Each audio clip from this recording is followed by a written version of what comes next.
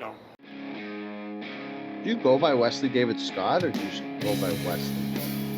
Or Wes will do, yeah. Okay. I always call you Wesley David Scott. Three-fisted man. Hi, Internet. Welcome to episode number 219 with one Wes, or as I like to call him, Wesley David Scott. I like to be needlessly elaborate. And he's not in trouble, even though...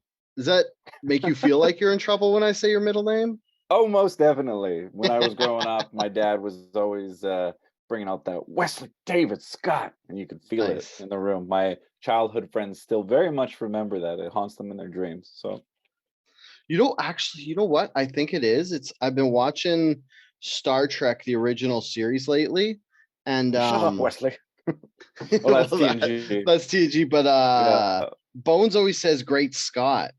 Oh yeah. So I like to say Scott at the end of your name. Do you prefer TNG or the original series? I prefer Voyager. Splitting hairs.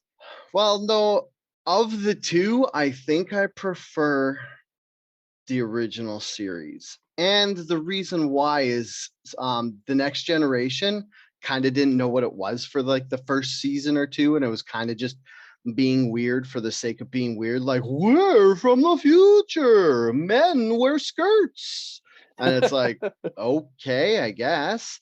And then the old one was just like, they're like, what can we write to have cool stories in space? And the first one kind of benefited from going first, so they could basically do whatever they want because they were setting the precedent of what Star Trek was.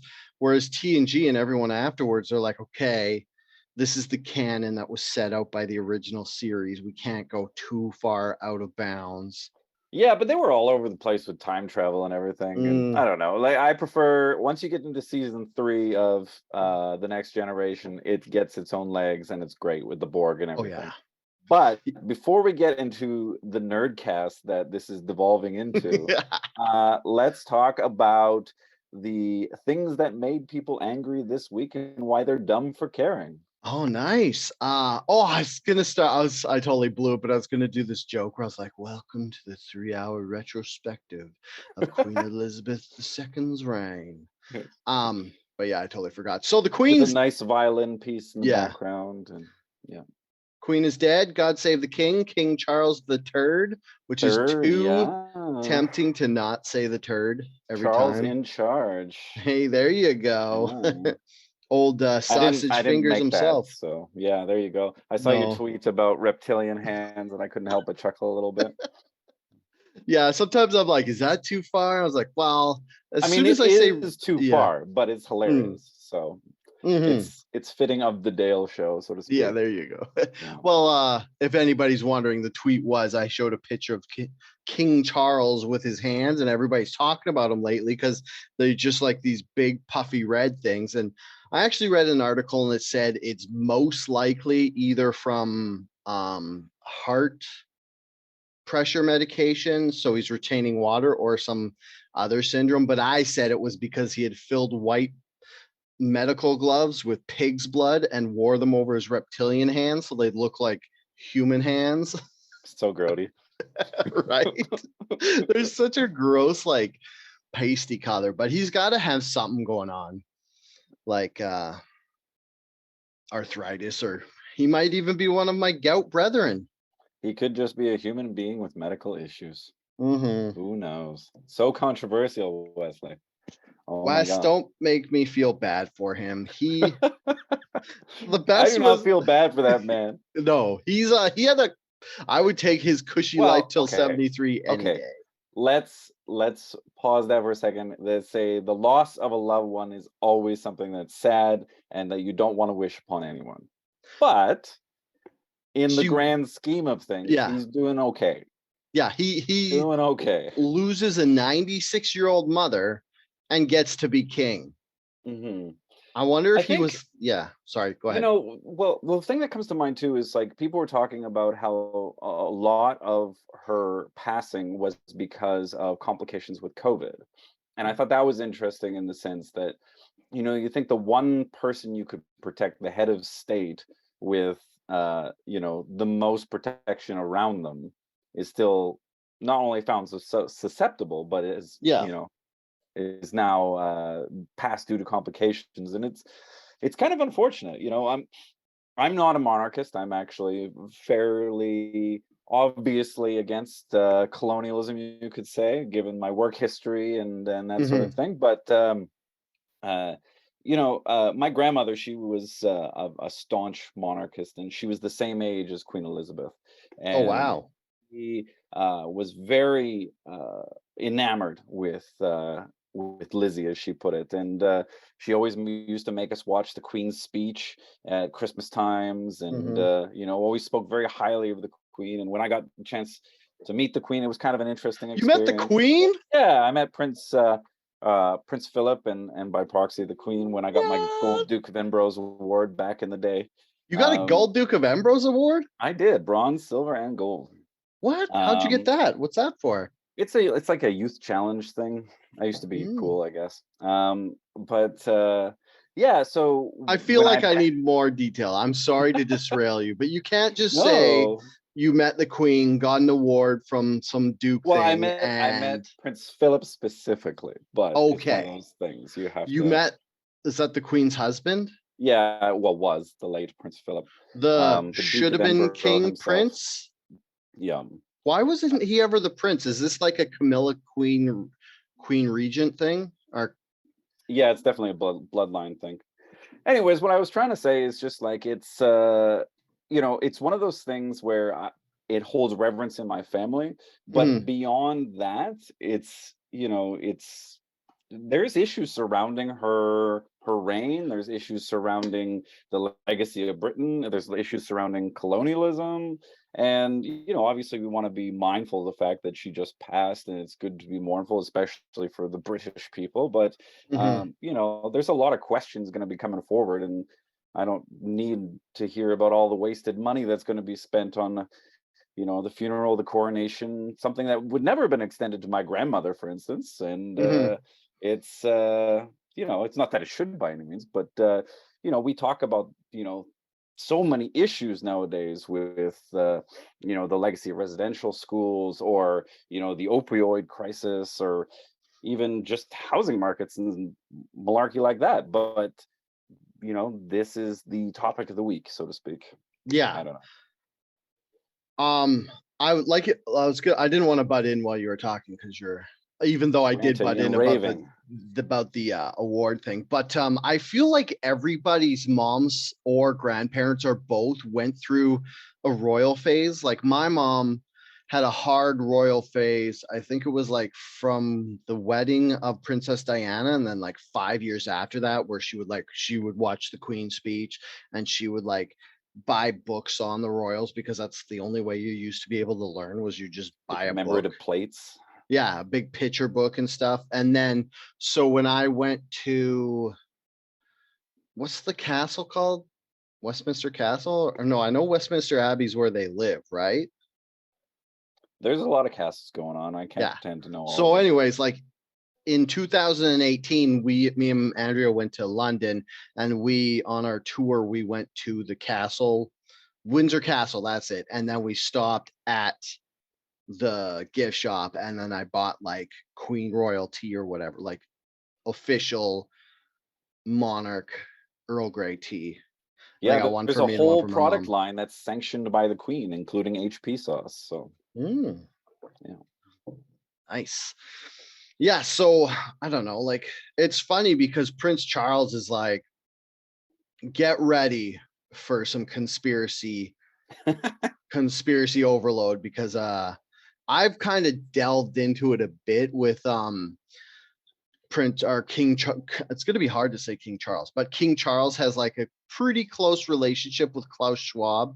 I mean, I found a picture from them together in the World Economic Forum from 1992. So they've been friends for like 30 years and stuff. So there's going to be a lot of like conspiracy stuff coming out about that and stuff. Mm, Whether, however you feel about the World Economic Forum, I personally am against it. I don't feel like the 1,000 richest corporations have my best interests at heart. But I no. mean, what are you going to do? You can't really go fight the world's 1,000 corporations, and it's kind of nice that they are like an out and out group that are like, hey, we're this group, we're going to try and make humanity better for everyone by not letting you ruin the planet and stuff, except for our corporations, whatever. But it's nice that they're just like out and in the open and not like some secret Illuminati thing. So at least they got that. But that's it. Well, one thing that did cross my path is, I mean, obviously, a lot of what I've been reading has been people talking about, the legacy of Canada with the monarchy. But one thing that crossed my path is all the stuff regarding Princess Diana that's resurrected now. And I think I read that Charles met Diana when she was 16 and he was 23. And I just think that's like interesting that people are bringing this stuff up again now. Yeah. And it's interesting, especially after I think you guys have had discussions recently about Dane Cook even and stuff like that, Oh yeah, And because Dane Cook met his girlfriend when she was 18 and he was like 45.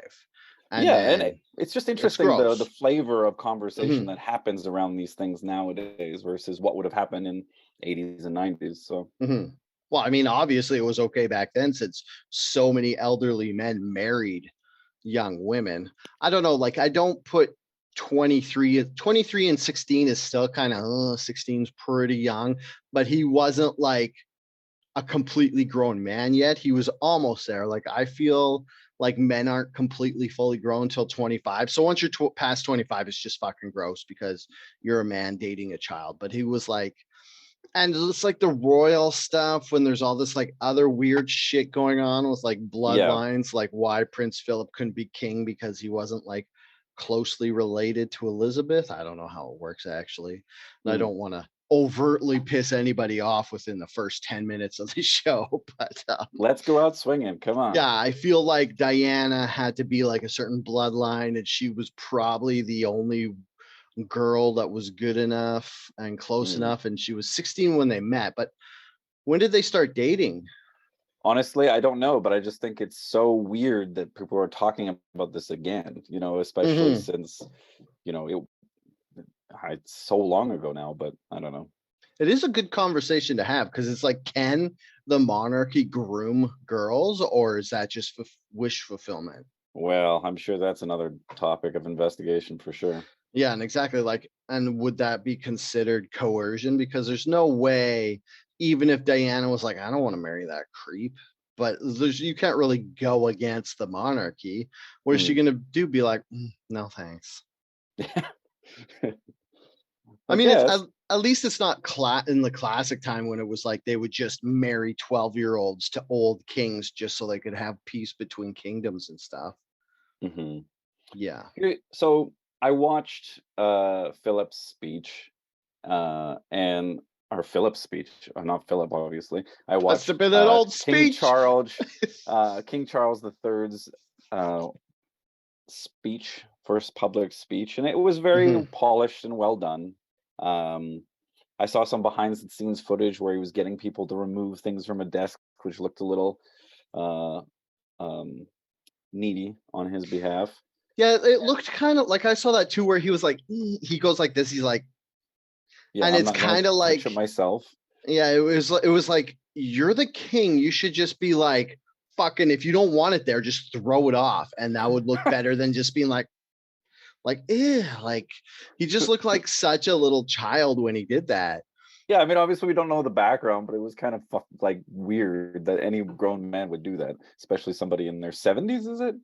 So 73. Yeah. Wow. But at the same time, he's sitting down to do an official thing and there's like this thing in the way. I would just be like, yeah, get this, but I guess I'm not the king.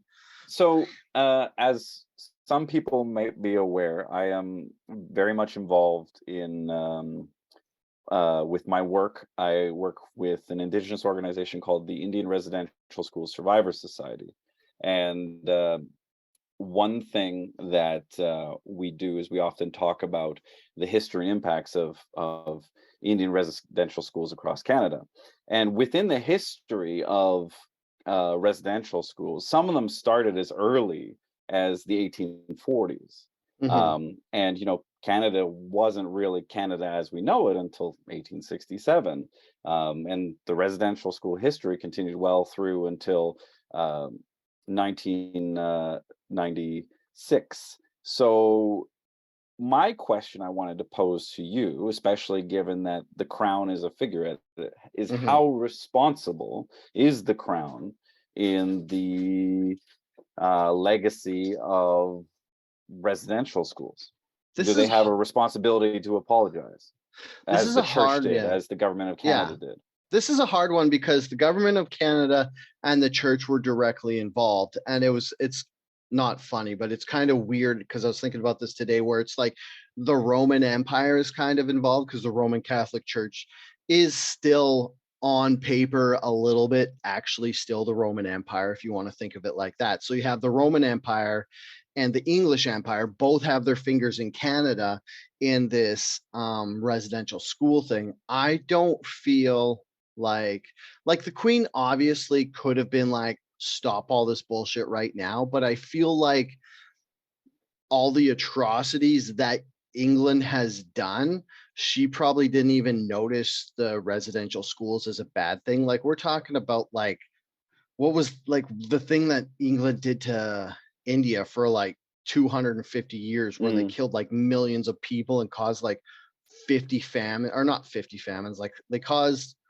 I think it was like 4 major famines or something, or a mm. bunch. But anyways, like they effed over India hard, and so Well, like not to mention Africa, for instance. oh exactly Yeah, like India is just the worst one I think. But it's like, yeah. and then they took all these people from India and brought them to that oh god. Anyway, they basically enslaved Indians and made them work in their sugarcane patches and all around the world, and they did all this shit. And Hmm. then so you have all that as your history, and it would be like Queen Elizabeth wouldn't have been that um distance from it because she took over in 1952, I want to say. She wasn't coronated till 53, but took over in 52. So that's like still when some of these wounds were really fresh. So she was basically there for, like you said, 44 years of the residential schools. And like before I talk to myself in a circle, it's hard because it's like she and the monarchy didn't really have their fingers on anything because even though Canada is still under the monarchy and we're not technically fully free and kind of our own country and we're still under them, but it's only like it's not really or it's only under legislation and stuff, and it's not like Hmm. they actually impact our decisions or anything. So Yeah. I But don't think even as she a symbolic gesture from a Mhm. symbolic figurehead, it Yeah. still has a symbolic meaning, it could be argued. I would I think a lot of people would appreciate if King Charles did apologize because like if he's gonna try it like he's taken over as king now. He's been there like a couple days and he's got to try to figure out what type of king he wants to do and what he wants to do with the empire. So maybe he could start this whole um rebuilding the image of the monarchy and he could start apologizing for all the stuff that the empire had done before him. Like was Hmm. Queen Elizabeth the first Windsor to be queen or was I'm not sure the lineage of the monarch, so this is probably pretty bad because I know. I know there was another Elizabeth prior, but I don't Okay. know of the legacy of the Windsor Yeah, I mean, family. like, I guess they would have to be direct descendants or whatever. So, anyways, like he could like kind of apologize on behalf of his family and what happened. Um, honestly, I It's don't just an think interesting he. debate. I don't know if I Yeah. have an official opinion on it, and I love to put you on the hot seat with that. But No, it's it's good. yeah, it's one of My those things yeah. that I think we should be conscious of, especially in Mhm. September, right? So Mhm. yeah, it was very interesting for me the last, especially year or so, with all of the media attention with regards to the history and impacts of Indian residential schools, and I think it's something that we need to be mindful of, especially for Orange Mhm. Shirt Day coming up, September 30th, National Day for Truth and Reconciliation. just be mindful to honor survivors that are still with us and to Mhm. remember those who didn't make it home. So Yeah. that's kind of my shoe in for PSA for people that Mhm. September 30th. I wanted to get that in there. My feeling is, okay, my final judgment is he should apologize. It would go a long way right when he takes over king, and it would be a nice precedent to set for his reign. But I don't think he has to, but it would be really nice if he did, is Yeah. my end I all think that's thing over it. that's something I would agree with for sure. Yeah. And then even that he has to is just that they might be hesitant to as Hmm. well. Yeah, because But there's that whole thing that's like, once you uncork that thing of starting to apologize for all the wrongs you've done in the world, then everybody kind of looks at your lineage and your family and be like, wait, you have done all these wrongs in the world. Why do we still have you? We have prime ministers. We don't need you anymore. So I feel like he might kind of keep back a bit and kind of try not to ruffle any feathers for the first while mhm. and kind of just exist in the shadows, and not in a creepy way, but just in an unnoticed way. Well, it depends if you're watching the Dale Show or Outreach Factory. But That's true. uh, I did want to say I will to a certain degree miss the Queen's messages at Christmas time, Yeah. and I definitely feel that her reign was uh, somewhat remarkable, and if not impressive to a certain degree. So as good as it could be, I guess is the way I'd phrase it. Yeah. I feel like I do feel an affinity for her because she did feel like everybody's grandma. Yeah. And I don't know if that was just like her using that as a ploy, or if but she genuinely seems like a sweet old lady, as much as a queen of an empire could be a sweet old lady. Oh, I have a question for you. How do you think Uh-oh. this affects the Commonwealth or Brexit? Oh man. Well, I have no idea how it's going to affect Brexit. I imagine it's going to be just as much of a You crapshoot could as say it is right clusterfuck. now. Yeah, I was definitely going to. But in terms of the Commonwealth, I think a lot of people will be pushing to uh, end their Commonwealth Ooh. uh, ties in the future, particularly other nations than Canada. I think Yeah. Canada will probably linger and go, "Oh, do we have to?" But we'll probably waste a bunch of money we'll probably waste a bunch of money changing the face of money before we Mhm. do anything, and we'll probably follow suit depending on what other countries do. But it'll be a slow going for sure. And we're Do you not one really to push away allies, so Yeah. Do you think we'll actually get like switch our money within the next 5 years ish? I have no idea, man. Yeah. For all I know, we could have like Carly Rae Jepsen or the Trailer Park Boys on our money. You did say something interesting where you said Canada is reluctant to push away allies. And I feel Yeah. like one of the reasons they have to stay in the Commonwealth, or we, I guess, even though I don't really pick, is that our big bad neighbor down south. Because if we had no allegiance with Britain or the Commonwealth, how long would the states kind of keep their hands off before they tried to like interject their economy and everything a little more? Yeah. I mean, Yeah. as much as we hate to admit it as a society, Canada in its current iteration has always been a resource-based economy. And Hmm. so we have been basically loyal to where we can develop those economic alliances. That's why we're close with the United States. That's why we're close with Yeah. China. And that's why we will continue to be close to Europe. It's Hmm. just one of those things. So Yeah. I think we'll be very hesitant to cut any sort of ties, to be honest. Canada always plays it safe. It's just the way we do it politically. Yeah. As a seller, like you said, of natural resources, you don't want to piss off any customers. And it's like we are pretty closely tied with China. And I know Trudeau gets a lot of heat with that. But if you look, they're a pretty big customer and we got a lot of resources we got to sell. So it's like, Yeah. should we be with? I don't know. It's like, what are you going to do? It's like, it's almost like it's better to dip into each superpower than Yeah, to I mean, try pick favorites. when's the last time Canada held a hard line with anyone? That's It's true. yeah. I mean, When's the maybe last a time bit they in the could? Ukraine conflict. So, Yeah. but We'll see. Okay, we've given 20 minutes to the Queen. Yeah, that Do we was a want lot to of talk about mature something talk else? right at the beginning. I feel like Yeah. Where are you the fart jokes, Dale? I didn't. I only made reptilian pig blood jokes. No fart jokes quite yet. Do you want to switch gears completely, or do you want to talk about something else that's kind of? Ooh, What's here's the one. hot button issue in your mind? In my mind, or what other people care about? Because in my mind, it's this vampire skeleton they found in Vampire Poland skeleton. Yep. is amazing. So, um, the So in disappointing Poland, thing right? is, yeah. I was gonna say the disappointing thing is they didn't find this like skeleton with vampire teeth and like eating a baby or anything. They Why is just that disappointing? That's a good thing. well, I mean, it's not it's disappointing that it wasn't like obviously a vampire. It's they called it a vampire because it was buried in the casket or whatever, and it had a scythe over its neck attached to like the coffin or whatever. And And a they did lock on this, its foot. yeah, they did this in 18th century Poland or 17th century, I can't remember, but 17. because they thought if it was a vampire and they were to like resurrect in the coffin, they would get up and cut their head off, and that's pretty badass.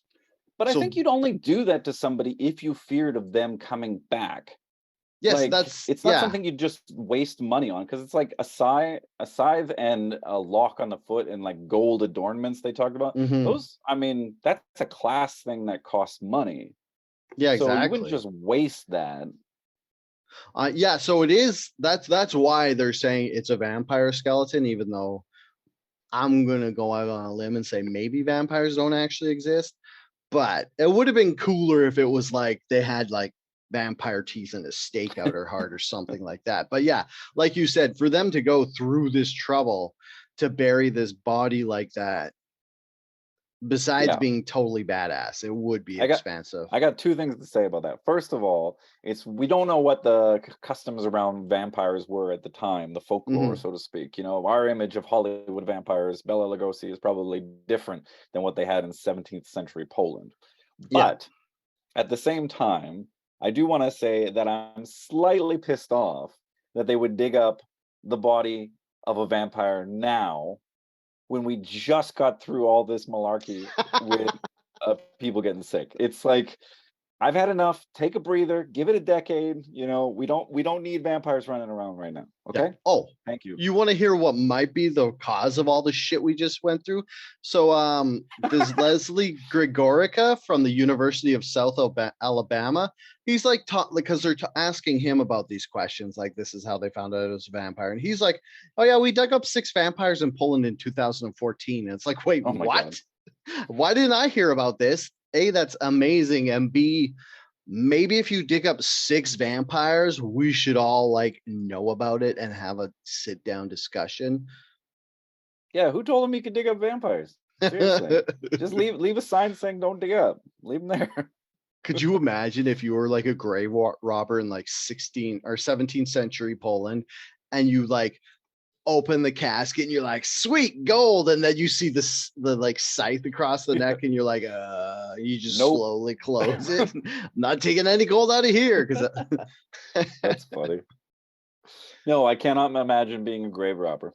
Sorry. okay, that's fine. You shouldn't, because it's against a lot of laws and probably karmic law and religious law as well. So Sounds about right.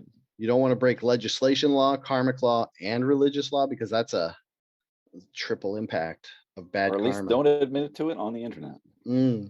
That's true. Me and Wesley do not dig up vampires and rob their graves. Oh, Was I there thought that any? was a fun article. Like, I don't know. It's just I am glad that there's still excavation being done, but it Mhm. is seeming and like you got to wonder why somebody from the University of South Alabama is hunting around in Poland. Like, aren't there? Uh, I guess are there not archaeologists in Poland that would want to dig up their own Well, I think the area? way it works, since I'm an archaeologist expert, is say some doctor from or some archaeological doctor from Poland is like, I'm gonna go dig up this fucking cemetery. anybody else want to come in and make it a party? And then like the guy from Southern Alabama is like, hey, I'm not doing anything. I'll come dig some graves with you. And then this other professor, Nicholas Copernicus, or Darius Polinsky from the Nicholas Copernicus University, he's like, I'm in too. And then they all kind of like, it's kind of like there's not too many vampire graves, so they got to share them with each other. Interesting. That's And then my also it's guess. probably about press junkets too. So like the dude from Alabama gets the English press junkets. Oh, Dude that's from a good Poland gets point. the Polish press junkets. Yeah. And I bet they just meet up and party and have sex. I mean, it's not confirmed, but if I was an archaeologist and I was gonna go dig up vampire bones, I'd be trying to plant some bones. Nothing turns on Go back. hypothetical Dale the archaeologist more than digging up vampire bones. Look, if it didn't get me laid, I would not be an archaeologist that flies to Poland to dig up vampires. Speaking of archaeologists that get laid, let's talk about Indiana Jones. Yo, good segue. Oh, I forgot he was an archaeologist. I'm just gonna say this. Belongs in a museum.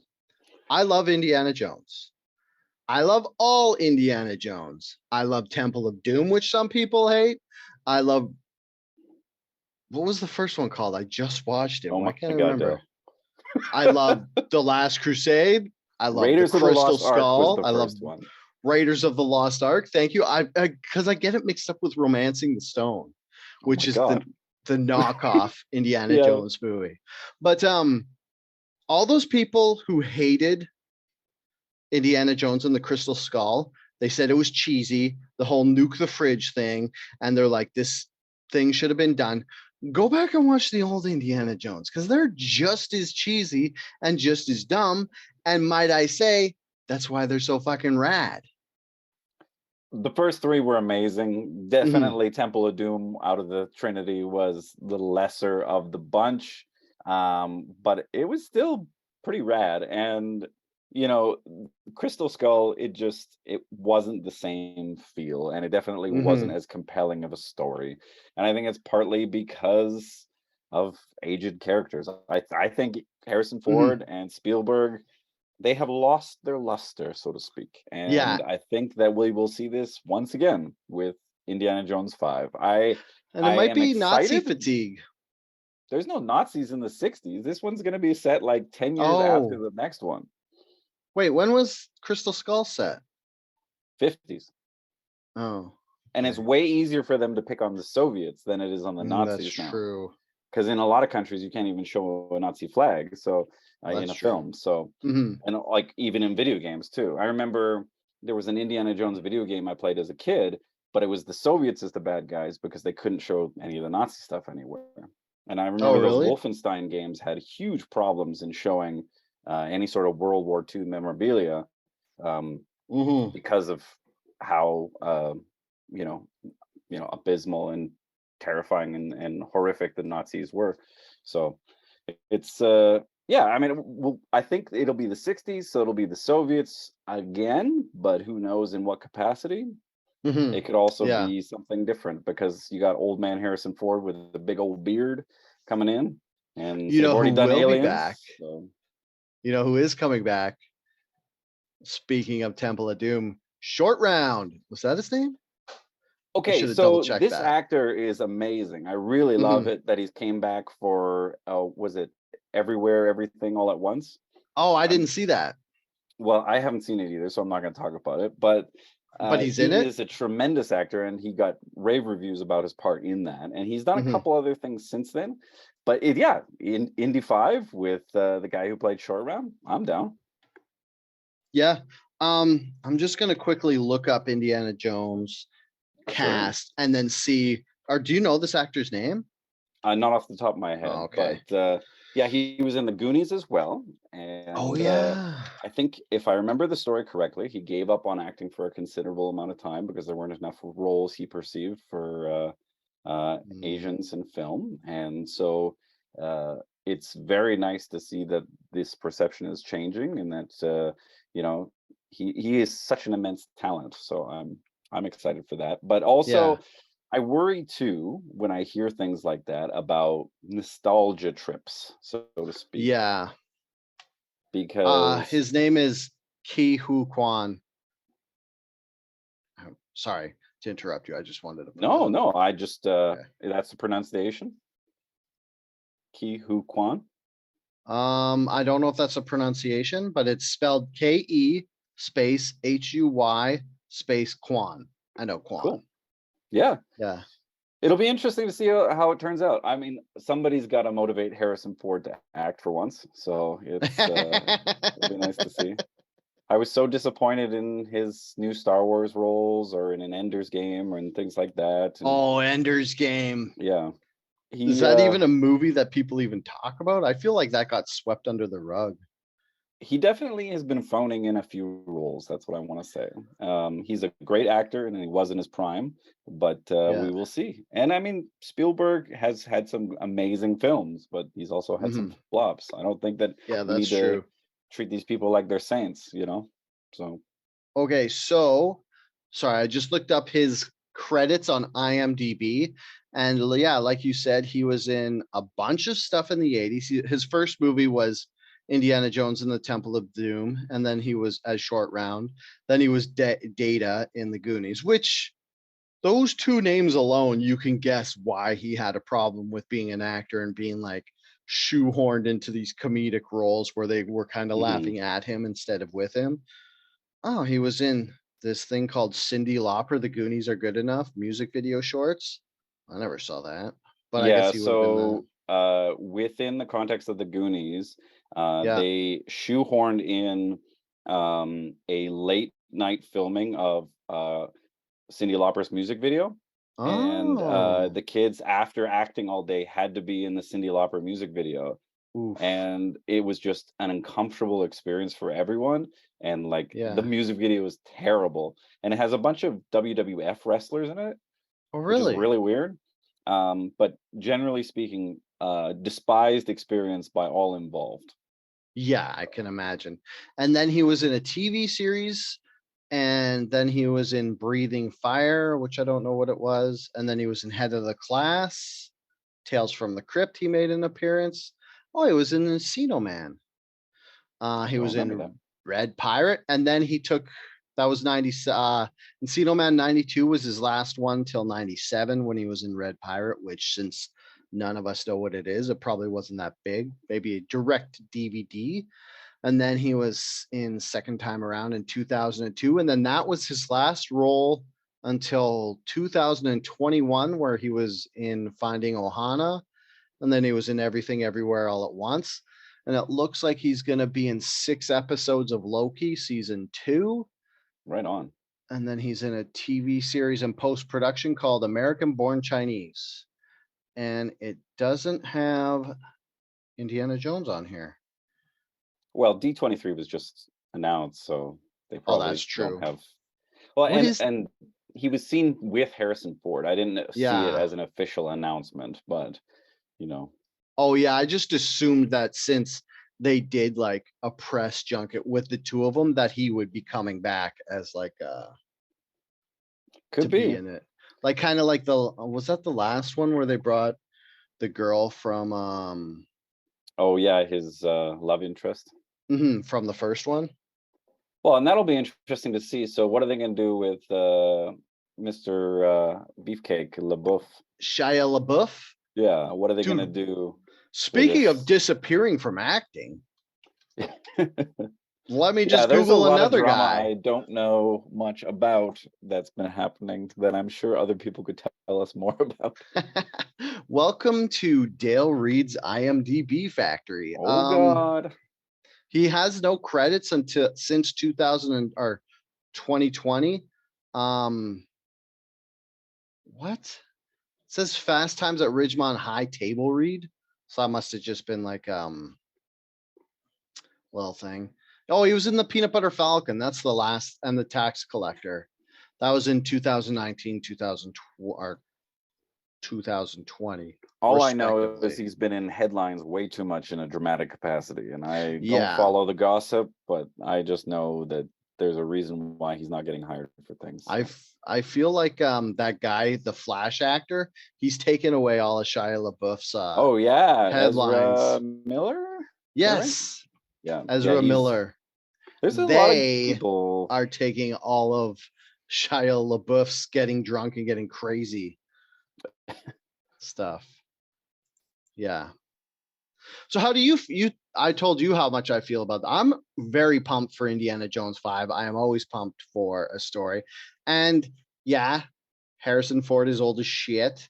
And yeah, he's going to be hobbling along, but I hope from what I saw in the teaser where he was like old beard guy, like a recluse, and then he comes back and shaves.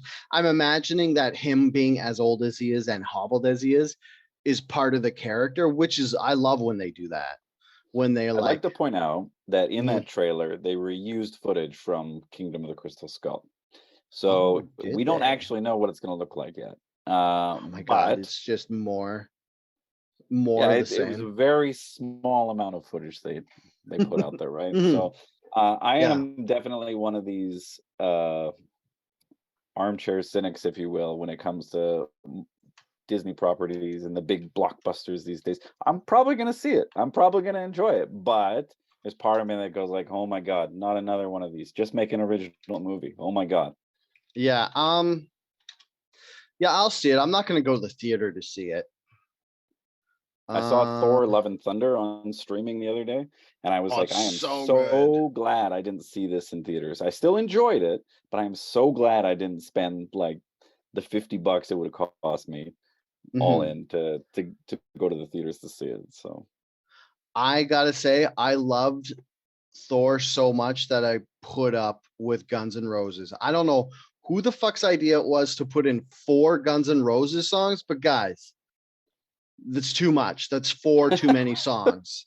Like, you're gonna go like sweet 80s, 90s hair metal, at least play something else, which it's like probably the worst genre of music ever. Slash got bills to pay, yo. Oh my god, it was so terrible. It'd be like you like see the action ramping up, you'd be like, oh sweet. And then just like you'd hear like Sweet Child of Mine start, and you're like, and then he What does the would Van be Damme splits on the motorbike, so you're Oh like, yeah. yeah. And then they play more Guns N' Roses, and you're like, Oh fuck my Guns N' god. Roses. It's been a interesting year for movies, let's put it that way. So Yeah. I'll be excited to see what happens in the next couple of years when we move past delayed productions and pandemic Oh related yeah. productions and things like that. So hmm yeah. Yeah. Like I was gonna say, like Thor is the only phase 1 hero going still, isn't he? Yeah, and Because even then he's you know they're changing the guard, so to speak. mhm, There's a lot of changing of the guard that's happening these days, but definitely within the Disney realm, Marvel stars are getting younger and younger, and we will see the next big thing in Phase 5 being with a very young cast that won't resemble anything that happened with the legacy characters of Phase 1 through 4, or 1 through which will 3, be I guess. good because it's time for some fresh blood. Like you can't have like I feel like Hollywood's. It's kind of weird because Hollywood right now is analogous to the trade industry, where you have all like it was like all these older guys have all the like top positions and stuff, and now they're all retiring. So now you just have this influx of new blood, and you're like, but it was kind of like other people were held out because the old guys kept on to the primo positions for too long. Like you have Bruce Willis is gone now because he has dementia, and you have like Iron Man's gone, like all these old actors that are like in their 60s, and I guess Marvel guys aren't in their 60s, but it's like they're all kind of retiring in the same 5-year chunk. So you just have this like void to fill, which should be very exciting, but maybe we'll see some other like some action heroes that will be forgotten pretty quick. Like I feel like 10 years ago there's some action heroes that were brought in and now they're already gone. You know Yeah, what I I mean? don't know who specifically you'd be talking about, but I mean the Vin guys like Diesel's gone. He's not what I'm talking about, but because he was there for more than 10 years. But like, you know what Yeah, I but I mean? mean, Where even it's like, Jason Statham and stuff, they're still kicking mhm, around, but they've made their money, and they don't have that Sylvester Stallone, Arnold Schwarzenegger compulsion to keep pumping out films that's year after true. year. So, Yeah. And they don't have to kind of remain on top in the, like and the Tom demands Cruise. physically, I mean, Yeah. how big Chris Hemsworth was in that damn film. Mm. When he was naked in that scene, and I was like, Jesus, like, because he was like, you were always like, yeah, he's ripped. Look at those arms, they're all veiny and bulgy. And then he's like, he looked like a He-Man doll. Like he had this Yeah, tiny little waist and just like straight out lats that like at a I mean, 45-degree angle. even if half of that is CGI, it's still more impressive than I'll be in my entire life. So Hmm. Yeah. And that's fun. Yeah. He must be so ripped. I totally just lost my train of it thought. sounds uncomfortable. But I think that there's Yeah. other things we can talk about, Dale. I think there is. Mm, I think I'm still stalled up on naked Chris Hemsworth. You mean you don't want to talk about Elon Musk and how he's a racketeer? um, so yeah, what you're talking about is that Elon Musk is getting sued by, here, I'm gonna pull up the article because he's getting sued for what he did with 258 billion in a racketeering lawsuit with for regards to Dogecoin. yeah, which I don't understand. Like people are like, oh, it's like this isn't based on anything real. It's like, yeah, it's cryptocurrency. None of them are based on anything Yeah. real. It's all like speculative. Why are you guys up like so the reason he's getting charged with racketeering is they're saying he basically did like a pump and dump where he like came in, used his influence and drove the price of Dogecoin up. In the article it says 36,000% over 2 years, and then he kind of pulled his money out and let it crash. Didn't he talk about it on SNL and stuff too? Yeah, he was like, oh, because he was like a Bitcoin guy. He's like, yeah, you could buy Teslas with Bitcoins, and then he's like, maybe I should just talk about Dogecoin, and then everyone's like, what? He's talking about Dogecoin, and everybody bought Dogecoin, but it's like Dogecoin was the first meme cryptocurrency where it was a joke. The fact that Yeah. it's called Dogecoin, everybody should have. It's like I get suing him for racketeering and stuff for maybe his other shady businesses where like he says he's going to build the Tesla truck and gets everybody to make pre-orders of like and pay like $150 or something just so he can get 1 million pre-orders for a truck and then buy rent or like borrow money from banks based on all those pre-orders as Mm. like kind of a promissory note sort of deal and then use that money to do something sketchy over here. I get charging him for racketeering over that. But this Dogecoin shit, it's like I just don't like maybe this is the one where they're like, oh, we finally got you. We're gonna just throw fucking everything at you about Dogecoin when it's kind of like the lifetime achievement award of being a fucking shady businessman. Yeah, I mean, racketeering is such a broad charge. It was the Mhm. type of thing that was applied to Al Capone, right? But Oh it yeah. sounds like, I mean, he's got his fingers in so many different pies that it's amazing how much his social influence has affected these businesses based on speculative investment, right? So Mhm. it's pretty crazy. I mean, I think it's that adage that's come about. You don't make $1 billion, you take $1 billion, right? Yeah. So we'll see what Mhm. comes from this. I don't know. I don't know the specifics enough to argue that he's guilty, but I think that he's definitely a shady individual. So. Yeah. And it says that he profited tens of billions of dollars at other Dogecoin investors' expense while knowing all along that the currency lacked intrinsic value. Well, yeah, it's Yeah. crypto. That was what I meant. You know Like, how many people you can no, charge with that then? yeah, no crypto except for the USDC coin has intrinsic value because that's this. I'm trying to learn about crypto, but it's so fucking annoying and boring that I always punch out. But there's these things called stable coins, which are a thing now, but there's a USDC and it's like every USDC coin is worth an American dollar. And it's like based on the Ethereum network, and it's supposed to stabilize the network I'm too because I lame for don't this know. stuff. Yeah. I wouldn't say lame because you don't know this. I would say if you know all that stuff, you are lame.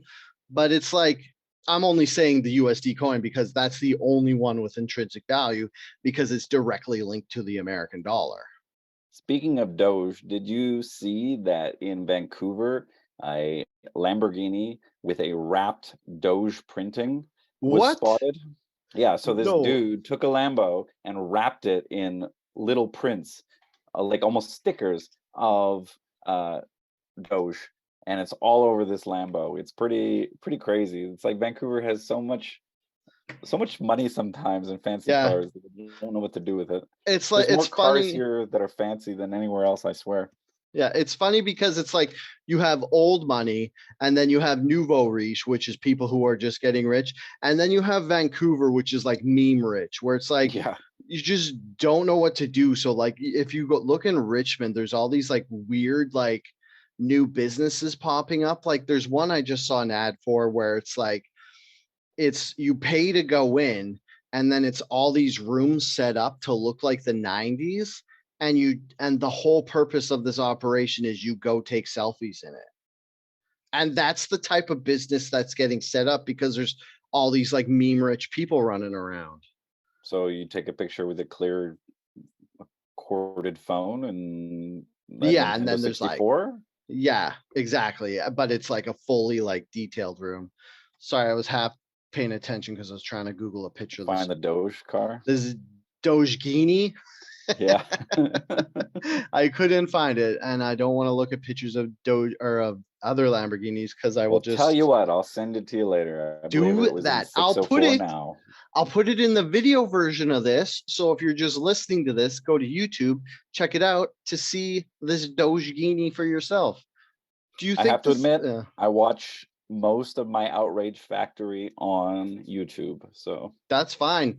That's the only place to get money, and we only need, sorry, Derek's not here. He's still part of the team. I promise Derek is coming back.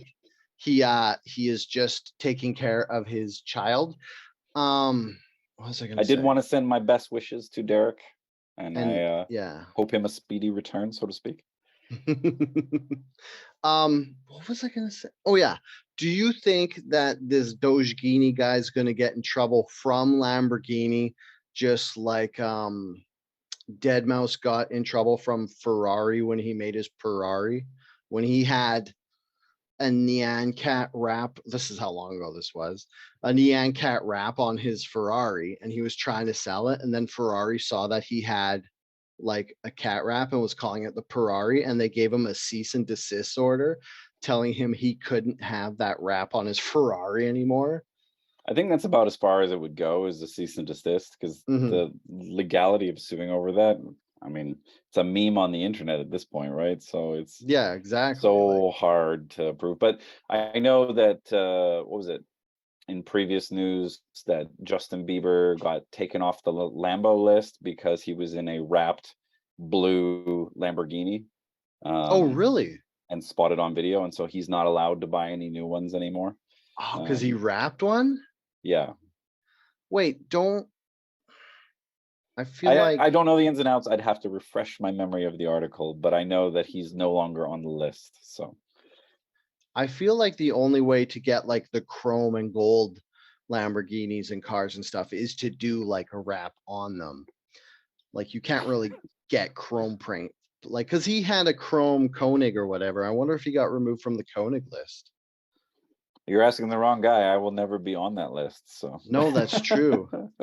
I mean, it kind of makes me mad that Lamborghini is like I could see Ferrari because they're like, hey, we're Italian. They have this like mystical class about them because they're like the ancient one. But Lamborghini is the like, don't tell me what the fuck I'm gonna do car because it's so expensive. Because did you ever hear the story about how Lamborghini started? no. So Lamborghini in Italy used to be this company that made just farm tractors. And the guy who owned the company, he was so rich, he'd buy a Ferrari every year. And so he bought this one Ferrari and he didn't like it because the brakes didn't work properly or whatever. So he went to the Ferrari like boss or whatever. And he's like, there's something wrong with your car. The brakes don't work good, because he was like a motorsports guy. So he knew a bunch of shit about cars, which I don't.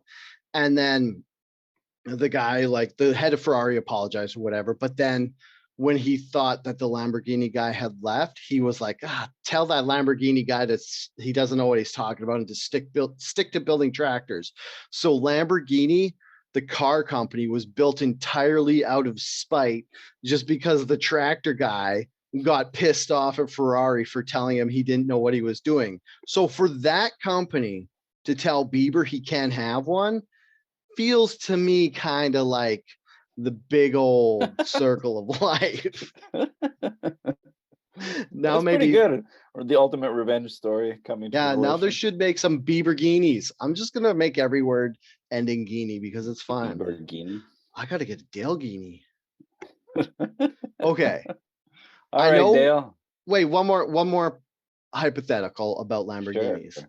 We're never gonna have one, but if you were to get a Lamborghini, it doesn't even have to be a Lamborghini, it could be other supercar.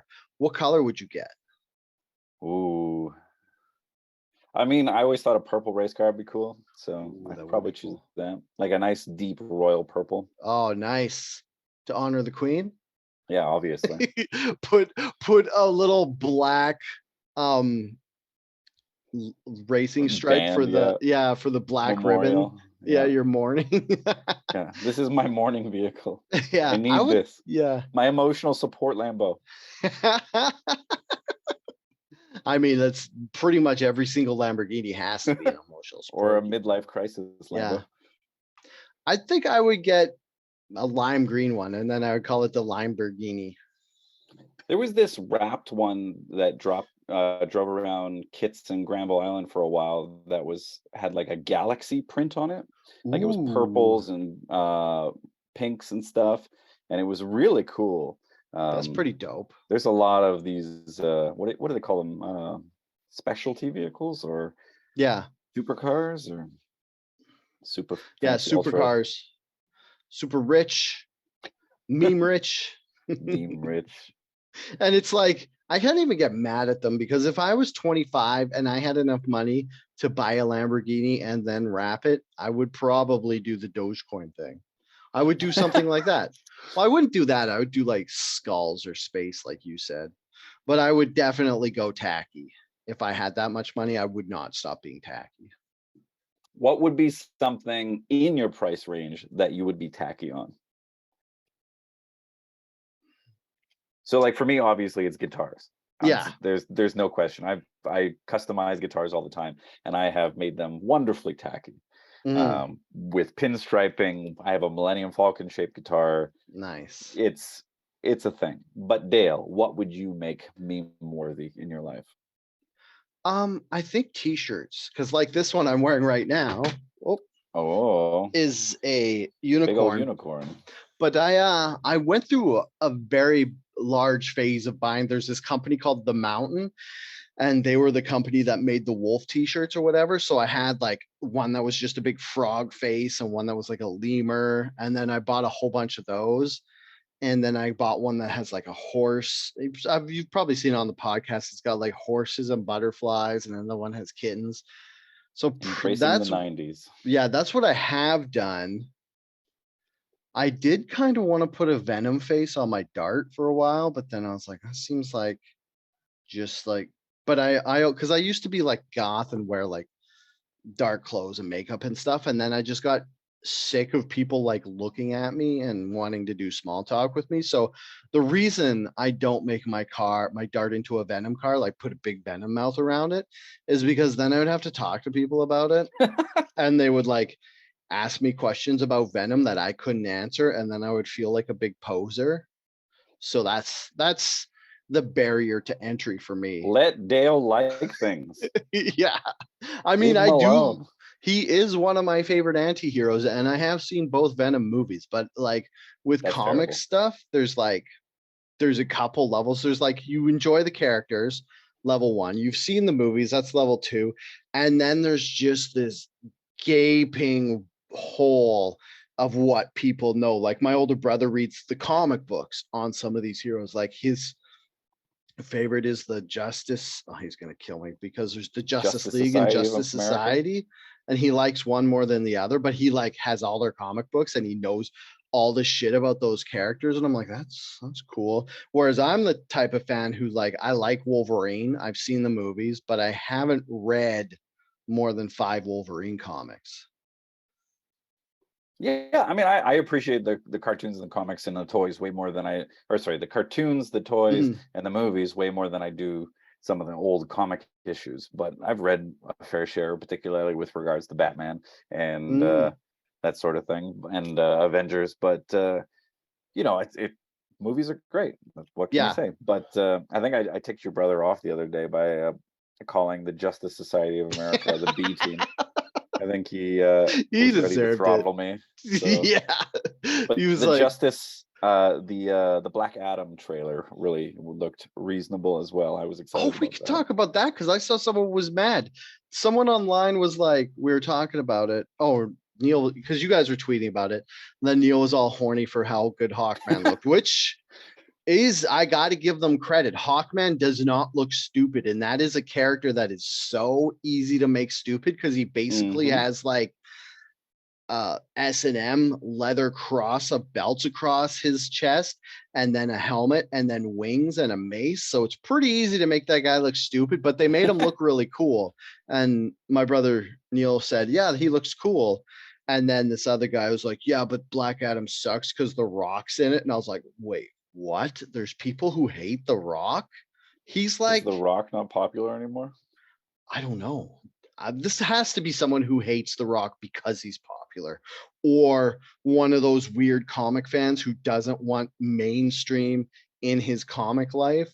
So it's like that guy, I figure, would have been burned out by like Robert Downey Jr. 20 years ago. But didn't the Rock like basically beg to be this character once upon a time in the same way that Ryan Reynolds kind of begged to be Deadpool? Like I thought that this was the Hmm. role that he wanted to play. And it's always funny when mainstream actors kind of beg Hollywood for these roles, like Nick Cage with Ghost Rider or Yeah.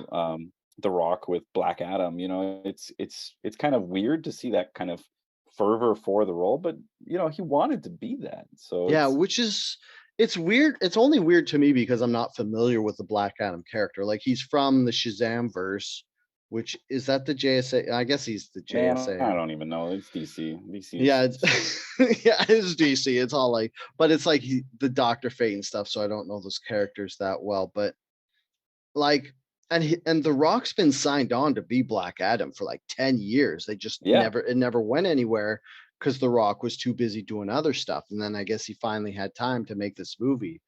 And I was surprised that he would be want to do it because Black Adam is like kind of an anti-hero where he's like Venom, where it's like he was supposed to be the big hero like Shazam turned out to be, but then he went, I'm not gonna say evil, but then he like attacked people and stuff because from the trailer it looks like his kid got murdered.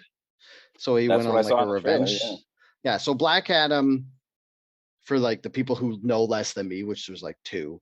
But Black Adam was Shazam before Shazam was Shazam, because Black Adam was like in Egypt time Shazam, and then he's like, was he like frozen or held in a tomb or something until now, and then he escapes. But like that's why Shazam is around. And in the movie, if you've seen Shazam, when the wizard was like, somebody used our power for bad, he was talking about Black Adam. And the confusing part is when, because Black Adam's power word is also Shazam, isn't it? I don't know enough about the character, I but think it is. So it's like Black Adam is Shazam, but they don't want to call him Shazam because they don't want to mix things up. I also think it's interesting that Pierce Brosnan is going to be in that movie. Like, I'm sure it's going to be Yeah. fine, but isn't he kind of like old man James Bond at this point? Yeah. I And don't that know. was like he picked a good character to be because he's like Dr. Fate and he wears a mask and you don't see who he Yeah. is. And so, like Neil said, it'll be all CGI and stuff. But like that was out of left field. Like I had no idea Pierce Brosnan was going to like be in. the movies or in the superhero movie stuff. And like, not that he can't be or anything, but I just like, I thought that like the older actors, like, because the superhero stuff, like he's got to be probably the oldest modern superhero movie actor, isn't he? Like everyone, oh, I guess if we're gonna count Magneto and Professor X as now, Patrick but it's Stewart just and yeah. yeah. But those guys are theater guys, so they kind of seem like they'd be into nerdy comic books. Whereas Pierce Brosnan just seems like he's James Bond. Why is he into like? But I guess it's just like Dwayne the Rock Johnson, where you're like, that guy, why is he into nerd stuff? But he was a wrestler, and that's kind of nerd. So I don't know. Because of money. That's true. Good point, Wes. Very good point. It's gonna be big money, that's for sure. You put the rock in Um, anything. yeah. Oh, you know who else I was surprised was Christian Bale in Thor. Yeah. Yeah, And he did a like, great job, but yeah. I think that he couldn't save it, that's for sure. But You didn't like Thor? I enjoyed it, but it was definitely not Wesley. Marvel's 1-2 punch that it normally is. And compared to Mhm. Thor Ragnarok, it was Oh, dude, insufficient. Thor Ragnarok's my favorite Marvel movie, so Yeah. that's very tough to live up to. Yeah, I'm very afraid of Marvel sliding downhill, and then they're gonna stop making superhero movies because they cost too much money and they're not as well received. They'll just Like do Doc, what they're doing with Star Wars. yeah, They'll make everything on Disney Plus. It's I'm okay with that. I do like She-Hulk. yeah, it's mixed feelings, but it's definitely funny. Yeah, for what it is, I love that they break the fourth wall in it and stuff. Um, yeah, because Doctor Strange was kind of a dud as well. Well, it wasn't like a dud. It was still like a serviceable superhero movie, but it wasn't like people were clamoring for more. So You I mean the feel like Disneyfied Evil Dead 4? that's true. I feel like after Avengers Endgame, they've just kind of been on this downward slope. And I hope Disney isn't like, these aren't making us money anymore. Let's go in a new direction because I want superhero movies forever. Yeah, I think it's very clear what they're doing. Mhm. I think that what you're going to see is you're seeing the changing of the guard. So they're bringing Yeah. in the new, younger, more politically appropriate casting choices. They are bringing in, more contemporary characters, and they are allowing themselves to have more creative control over storytelling, so the fans don't get bogged down in the details. And then what they're Mhm. doing is they're gearing up for the next big series of events with new characters. So it'll be another big baddie, which leads to the creation of Fantastic Four and the X-Men, basically. Right. Yes. I can't So we're wait for talking Fantastic Four. hopefully 5 to 10 years of storylines being milked, but Mhm. you will see a couple baddies come before, your big X-Men new reveal, I imagine. Yeah, my only problem is I feel like the next big baddie that would involve Fantastic Four is gonna be like space guys, like from what was that one with Angelina Jolie in it? Yeah, Eternals, how the Eternals are like, hey, there's these big bad space guys. I was like, I don't understand the who they are. Yeah, Celestials. these like celestial big bad guys where it's like they all kind of look the same and they're all just like big as planets and they're the bad guys. And is Galactus one of them or isn't he? Because Yeah, we'll find it out, that's for sure. But basically, you're going to be building up to either Galactus or Kang the Conqueror. oh, So I think I heard it depends something if about you're Kang the Conqueror from of the Loki Loki. thing. Yeah. Yeah. Dude, you know what would be badass? I was reading these old Fantastic Four comics. Okay, so I do read some Fantastic. I started reading Fantastic Fours. I figured that's where I'm going to dip my toe in the comic water. And I was reading this old run from 2012 because I just found a new comic store and they have all the back issues. And it was like Galactus was like turned into an anti-hero, which was I'd never heard of this before. I didn't know this happened, but it was like Galactus was fighting against other Celestials and stuff. So he was sort of like he wasn't good, but he was helping the Fantastic Four fight these other bad guys. So if they do that in the movie, that would be fucking badass. Interesting. Turn it on its head like they did with the Skrulls and have him as an anti-hero. Yeah. definitely. I sympathize with Galactus. As someone who's hungry all the time, I really feel that this character speaks to me. So Yeah, imagine if fucking planets tasted as good as donuts. I mean, exactly. you can only not eat donuts for so long. You're not supposed to eat them. They're bad for everybody. They have no nutritional value, but they're fucking donuts. Where do you Okay. go from that, Dale? Where do you go If from we that? just close the podcast. No, we've got a couple left that we didn't get through, so we'll do a quick hit stuff because we're at over Cool. an hour.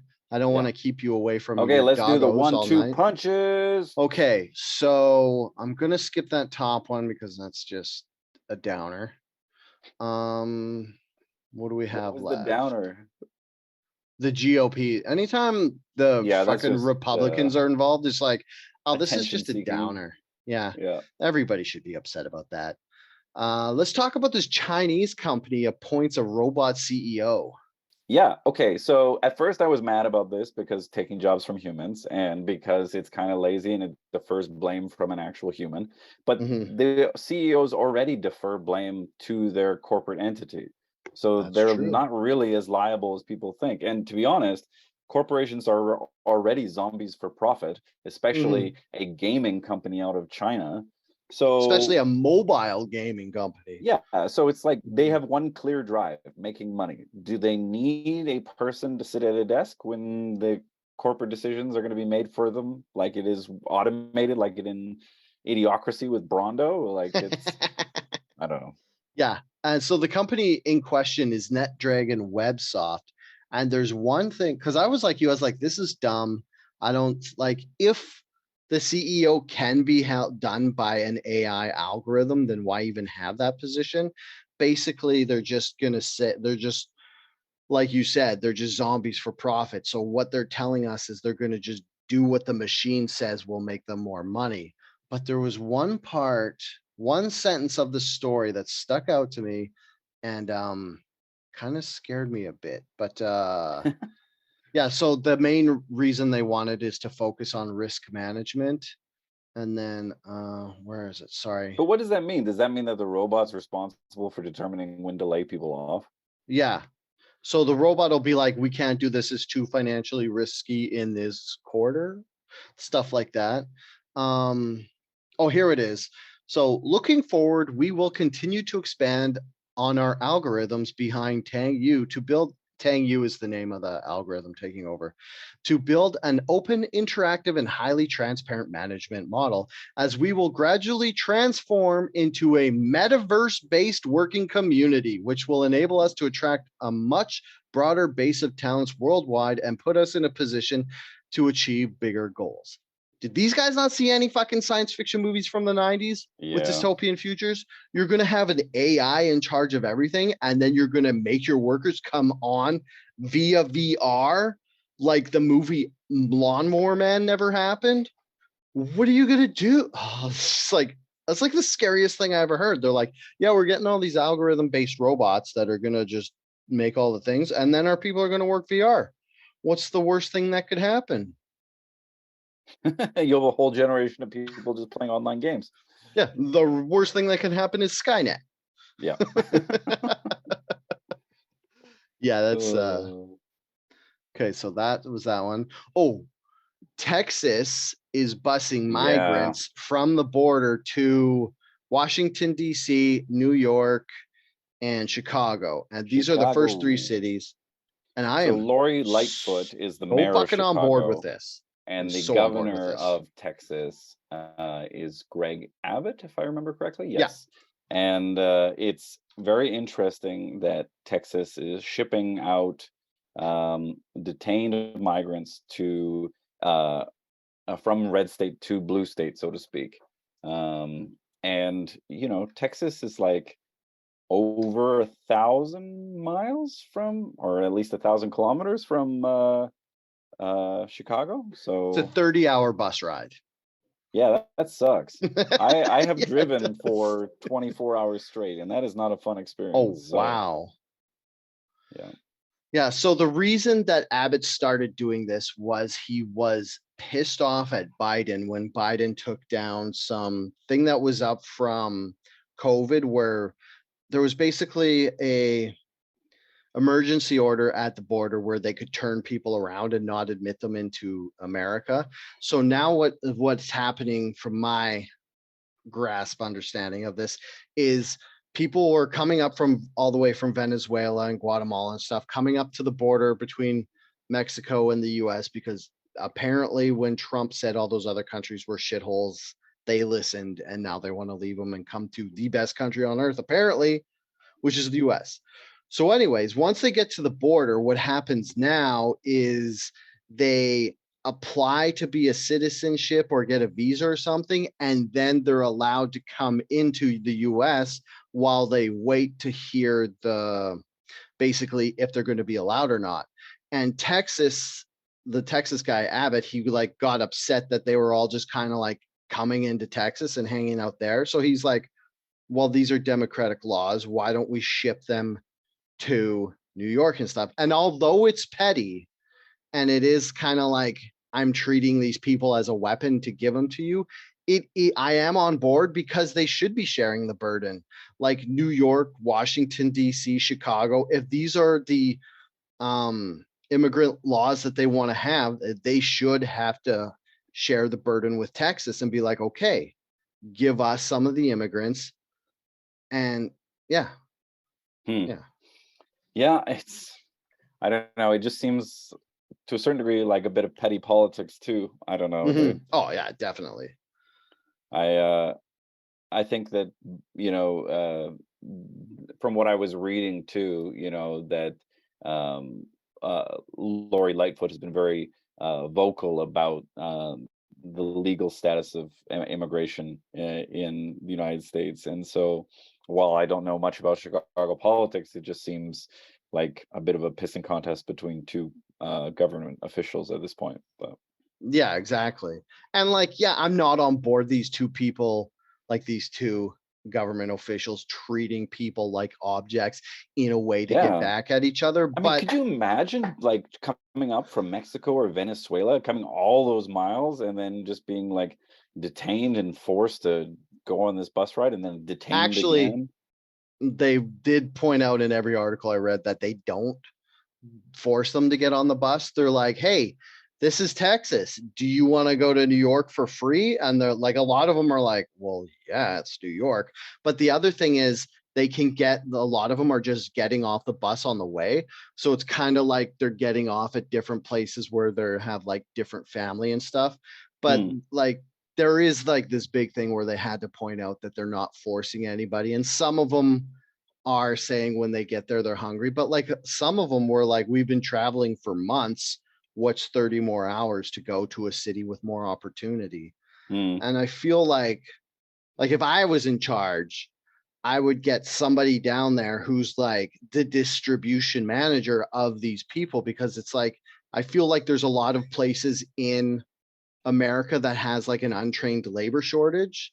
And you could be like, okay, you guys all have this problem because nobody wants to work these shitty jobs or people are overqualified. So we'll get these people to go there because they're from Venezuela and they Yeah, just we want to should talk work and about the get some numbers money. too, because it is substantial. Like, according to the CNN article, more than 8,000 asylum seekers, all of whom have been willing passengers, have been taken to New York City and Washington, D.C.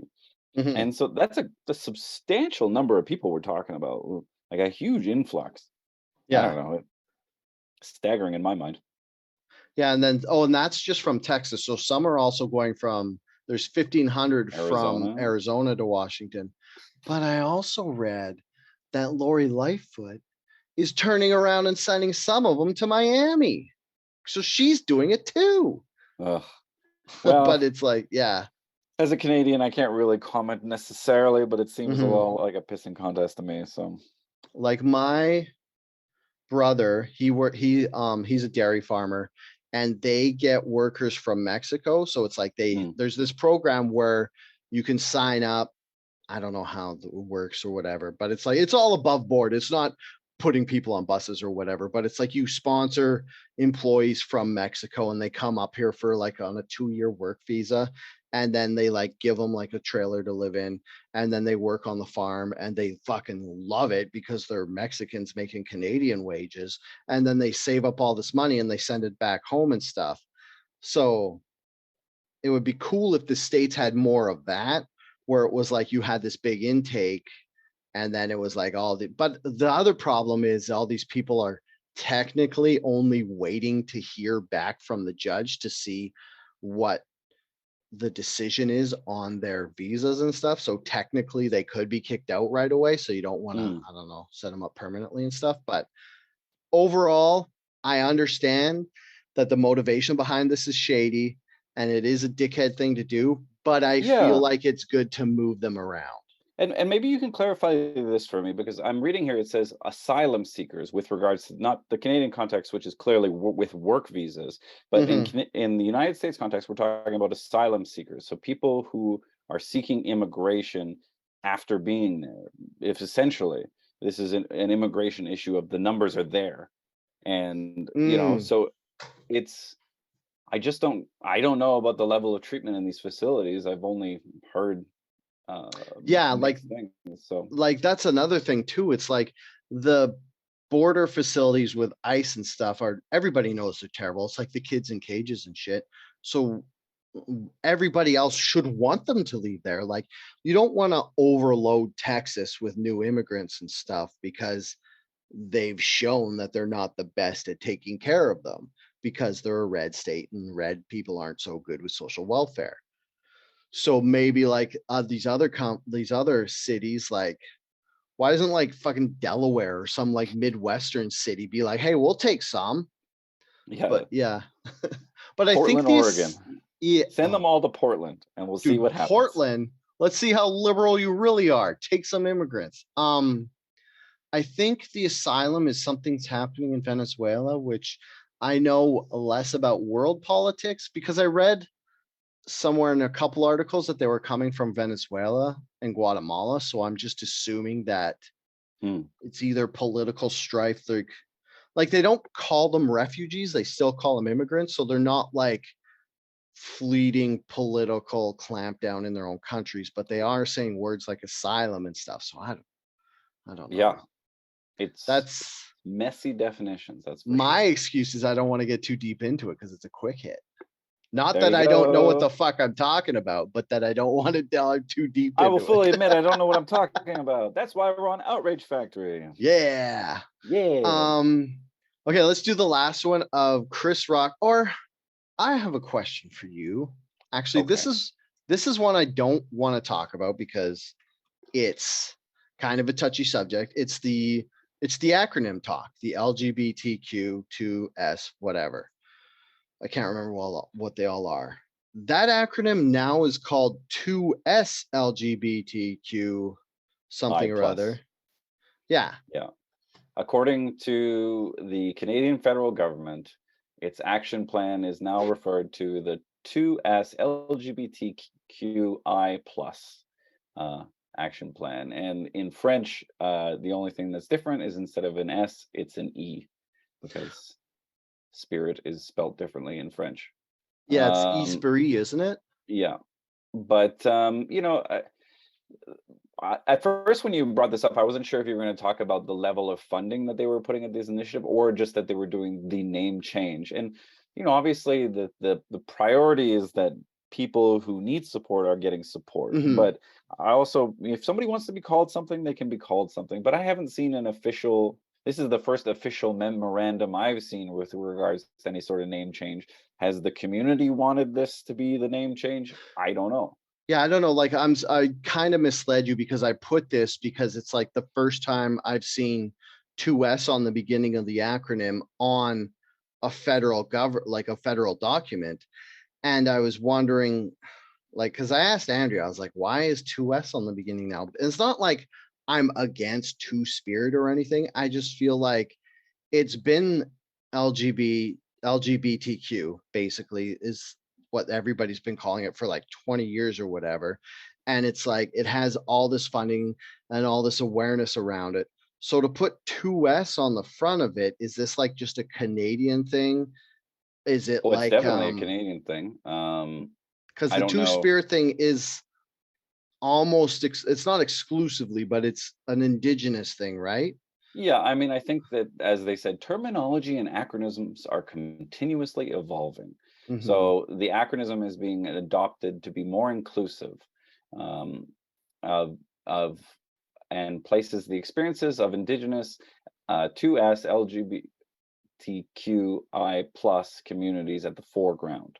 So obviously, the idea is to place the experience of um, these individuals in more of Hmm. a highlight than the language had previously been. I don't know Okay. how effective that's going to be, Hmm. particularly with the nature of the budget that was. I mean, was 100 million over 5 years, so that's 20 million a year, right? Hmm. Is that enough? Is that going to make enough of a difference in terms of actually doing anything, or is this essentially a rebranding to make the government look good? Um, I am not about to say one thing or another. I didn't hear of anybody objecting to the name prior. Yeah. I think that when obviously you also have these conversations, you invite dissension as well. So people are going to say, "Oh, they're changing the acronym again. Like, how can I keep up?" and things like that. But I Yeah. also think that they're right in the sense that acronyms are changing. So we need to be sensitive to people's views. But is this something that was brought forward by the community, or is this something that was brought forward by the feds? I don't know. Yeah. Yeah. It's kind of like, it's one of those things where it's like, to me, like, obviously they still need their recognition and stuff, but to me it just feels like it's gonna ruin, like, from the, like, the public relations side of things. I feel like it's gonna undo a lot of branding and awareness and stuff that has been brought out for the last 20 years, of like people understanding what this, but at the same time, I don't Well, you want to say like 20 let years. people off the I, hook. Or I I'm don't even guessing 20 know years. about I don't the think it's been like 20.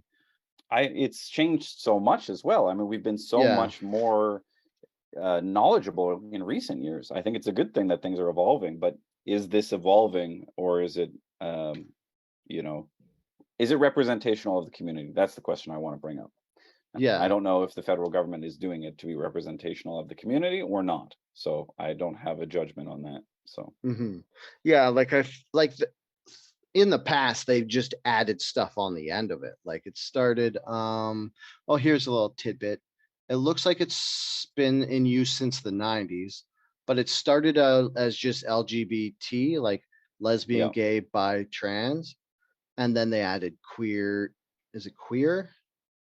And then intersex, and then asexual, and then they added all the ones on the ends. every time they make a change, there's always going to be someone who's like, "Oh, why are they making a change?" But Hmm. if it is for the benefit of people, I'm for it. But Yeah. it needs to be demonstrated that that's what the community wants. So Yeah, exactly. Like if this is helping the 2S community, because they were kind of after where people stopped saying, because everybody just calls it LGBTQ for short. So if they felt like the 2S was too far down the acronym, that they weren't getting the attention that they deserved being in that community and stuff. So yeah, I don't know. Like, my only question is, why change it? But like, we kind of answered it, because it's like in the document from the federal yeah, I government, they're mean, saying they want to serve that community. maybe this will bring greater education to things, like the fact that Hmm. the majority of people probably don't even understand necessarily what being two-spirit is about. I mean, Oh, I I'm work not with going to go old on a rant about tradesmen, that. and So they don't know what it yeah, is. So I like think it's it important to yeah. educate people. So I think that if Hmm. you're going to change the name, you're going to have to do some education to the general public as well. So That's true. And my other thought was, is the 2S community bigger than I had thought it was?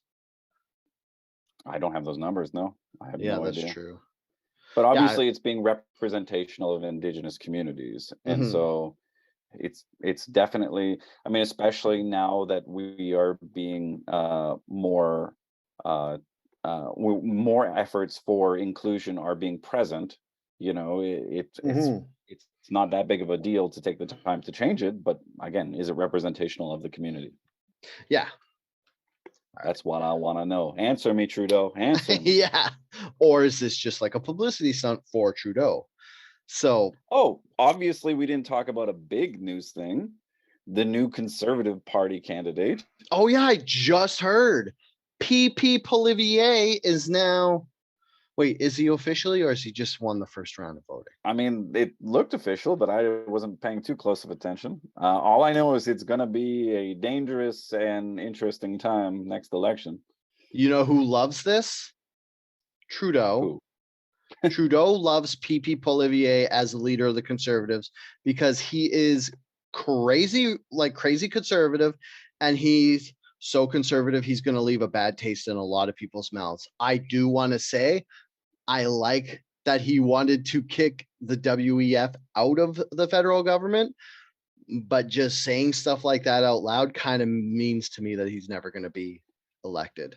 So what I worry about is something like this happening is you get the Mhm. Trump factor where he's really outrageous at the beginning, gets a lot of attention, says a lot of ridiculous things, and then slowly reins it in to the point of being responsible enough to gain the leadership and to gain voters' trust. And then people saying, oh, I won't be that bad, or oh, he couldn't possibly get elected. And then he gets elected. The main difference is Trudeau isn't Hillary Clinton. Trudeau's not going to be like, hey, I'm against, because one of Clinton's problems was she was like, I'm against Trump. I don't have to campaign as hard as I should be doing right now. And Trudeau, he's a people pleaser. All he lives to do is please as many people as possible. And that's the reason why I love the guy. I don't agree with a lot of his stuff, but what I do love is that he's constantly trying to please the most people at once, which is all we want from a Democratic leader. It's like, please the biggest group.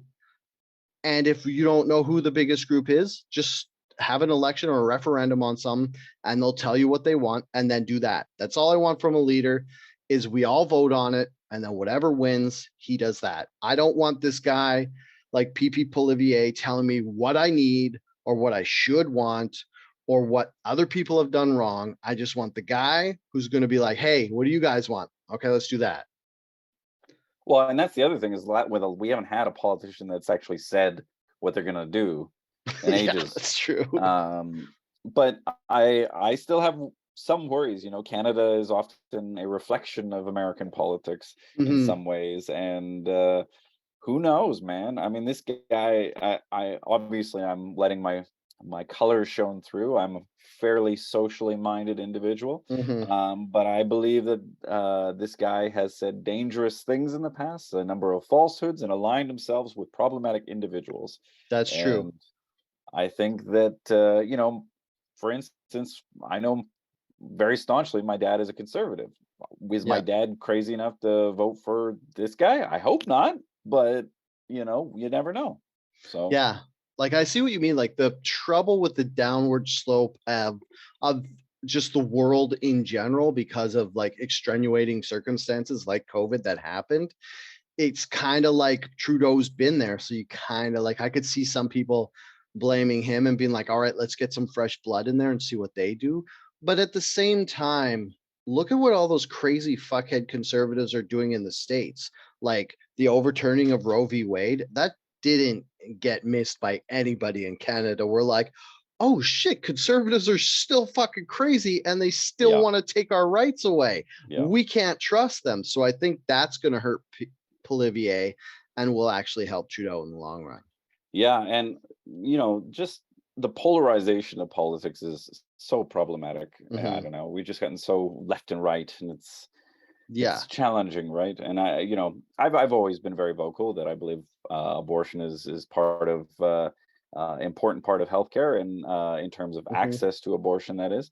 Yeah. But I think that you know anybody who comes out and talks about the things that this dude has talked about, it's going to be um, a very controversial man, and will it be interesting to see whether or not the Conservative Party of Canada has the power to rein him in. I remember when Jean Charest was running the last time for prime minister, and you know, it was kind of weird to see him back in the battle, and I really thought he had a chance of being selected leader again, but I guess the Conservatives didn't want that. Yeah, and the last conservative leader, I can't even remember who it was. Was it Charest? Who was Uh, the guy from no, the it was the last? other dude. Yeah. So, because he was supposed to beat Trudeau, like not the last election, because that one was kind of a surprise out of nowhere, but the one before that, everybody thought he was going to win, and there was like just, but all he did was attack Trudeau in the debates and stuff. Who was that? Was that Shear? Yes, it Andrew was Shear? Scheer. Yeah, Andrew Scheer was supposed to be able to just walk on into Parliament or whatever, and he misplayed his card. And the thing about Canadians is, we're not the States. We're not gonna elect Trump because we all like are scaredy cats about stuff like Status quo. Status quo. that. Yeah. All right, one more, and then I'm gonna let you go play with your Boom. doggos. So we Chris, got the Chris Rock experience, right? yes. Chris Rock said he is not hosting the Oscars this year, which I don't know if anybody could blame him No. after what the Oscars did last year and didn't serve his needs or wants. He also Which turned I down do a like. Super Bowl commercial, apparently. Yeah, because yeah, right after the slap, they're like, "Hey, Chris Rock, do you want to get slapped for a bunch of money on the Super Bowl?" And he was like, "No." And then Chris Rock went hard in the paint the other way. He said, "Asking me to host the Oscars is like asking Nicole to go back to the restaurant to get her sunglasses." Referring to Which, O.J. Simpson's wife.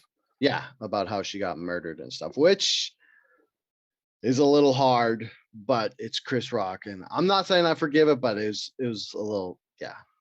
Yeah, it's interesting how Chris Rock is controversial because obviously he's going to be using this as fuel for future comedy. Hmm. But he has the propensity to be really challenging, but at the same time too, it's not like Dave Chappelle, like Yeah. everybody's gonna hate me now challenging. Hmm. Or I mean, it seems maybe as aggressive as Bill Burr in terms of comedy style, Yeah, but that's a true. little less offensive still too. Yeah. Like Chris Rock has always been like, I'm offensive, but I'm still, you could still put me on TV. Like Yeah, he's like, I'm like, yeah, like I agree. Like so I guess maybe this is a turning point for Chris Rock where he goes, I don't need the big TV paychecks. I'm happy doing my stand up. And now that I got a boost because I got slapped by Will Smith and my touring numbers are going up, maybe I'm just gonna stick with this and just fucking turn my back on Hollywood, which would be yeah. good I mean, that's what he sounds like he's doing. Do you think that they offered to him genuinely or as almost an apology? as an apology because they didn't do anything. And then like Will Smith got an award 15 minutes after it happened. So shady. And then after it was done, they're like, yeah, Will Smith can't come back for 10 years. And you're like, what? Okay. Too bad he just won the one thing everybody wants. It doesn't even matter. Like, you can cancel his career right now, which they did, and Derek lost the bet. So he still has to watch Hitch with me because of that bet that he lost on a couple episodes ago. But it's like you could cancel Will Smith's career right now, but you still gave him the top honor. So it doesn't mean anything. I'm trying to decide if whether or not I'd want to watch Hitch or an Adam Sandler film. Oh, he has to watch Hitch because he hates Kevin James. And that's why I picked it, because it's the Kevin James Will Smith You love your joint. Kevin Oh, I James, eh? love Kevin James. I don't understand why. Like, I get it's just like one of these things where I think I have like a high cheese tolerance, like why I like all old movies from the 90s, like all the sci-fi and stuff. Because since I've been such a sci-fi fan, I think this is the root of the problem. You're going to be my therapist right now. So the reason I have such a high cheese tolerance is because in the 80s and 90s, when all I ever wanted to watch, even still, all I want to watch is science fiction. And science fiction is so cheesy so much because a lot of the times they can't get the budgets, but I like the stories of like other worlds and stuff. So I think because I love that genre so much, it built up my tolerance through the years of watching like old Star Treks, like how we talked about how cheesy they were, and old like that movie Moontrap with Chekhov from like the 90s and how cheesy that was, and like horror movies and stuff. So I feel like Kevin James, if you have a higher cheese factor, his physical comedy is just hilarious. Fair enough. Well, I got two questions for you then. Do you like cringe humor? No, for some reason, I can't handle cringe humor. Okay. And so I guess my last question then is, would you be more likely to see Chris Rock live now than you were before the slap? No, I wouldn't see Chris Rock because of how much ticket prices are. So because his prices are going up because everybody's rushing out to see him, I probably want to see him less. But if someone was like, here's a ticket for Chris Rock, I would be like, all right. Like I love stand-up comedy. So obviously I'd want to see Chris Rock because he's a stand-up comedian and he's funny. But yeah, no, this doesn't intrigue me anymore to want to see it any more than before. Like Chris Rock has always just been the guy. He's just been one of those guys who I'll watch and he's funny. I've never gone out of my way. Like I wouldn't like buy his specials or anything, but I'd watch them if they're on Netflix. Do you think that Netflix has changed the face of comedy with all its emphasis on comedy specials? Yes, I do. They because before Netflix doing comedies specials, there was like what? Comedy Central stand up and HBO stand up. And I think Netflix was the first one where you could see them on demand, right? Has Yeah, to be. pretty much. And then they did their own through Netflix solely. Yeah.